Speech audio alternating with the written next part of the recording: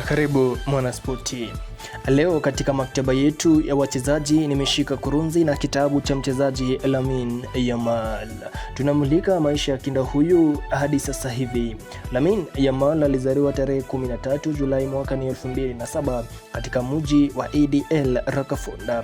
Yamal ana asili ya Kiafrika, yani wazazi kutoka Morocco na Equatorial Guinea. Pindi tu alipohitimu umri wa miaka mitatu na wazazi wake wakaamua kuachana, lakini hili yalikuzima ndoto ya Lamine Yamal, kwani wazazi walishirikiana kwa malezi. Alicheza huko Torreta kabla ya kuingia La Masia, hapa ni nyumbani Barcelona, chuo kikuu cha kiufundi cha soka. Mwaka wa 2023 akiwa na umri wa miaka 15, katika dakika ya 83 Lamine Yamal akaingia uwanjani dhidi ya Real Betis na kuvunja rekodi ya mchezaji mdogo zaidi kuwahi kuchezea Barcelona. Wengi waliona kijana mdogo, lakini ndani yake alikuwa ni simba aliyekuwa tayari kuonyesha ujuzi na makali yake huko Barcelona uwanjani. Yamal kwa uwanja ana kasi, akilini ana maono, na katika miguu yake anafanya miujiza akiwa na mpira uwanjani.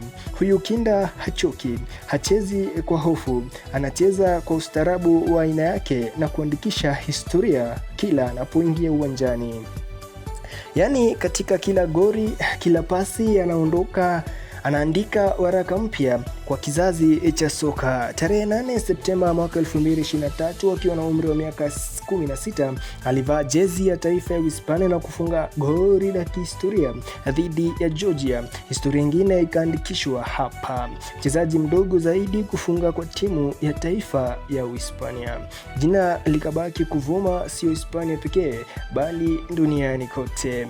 Huku Barcelona, kwa Barcelona ni mrithi wa Messi, kwa Hispania ni tegemeo la kizazi kipya, na kwa Rakafonda ni shujaa wa mtaa.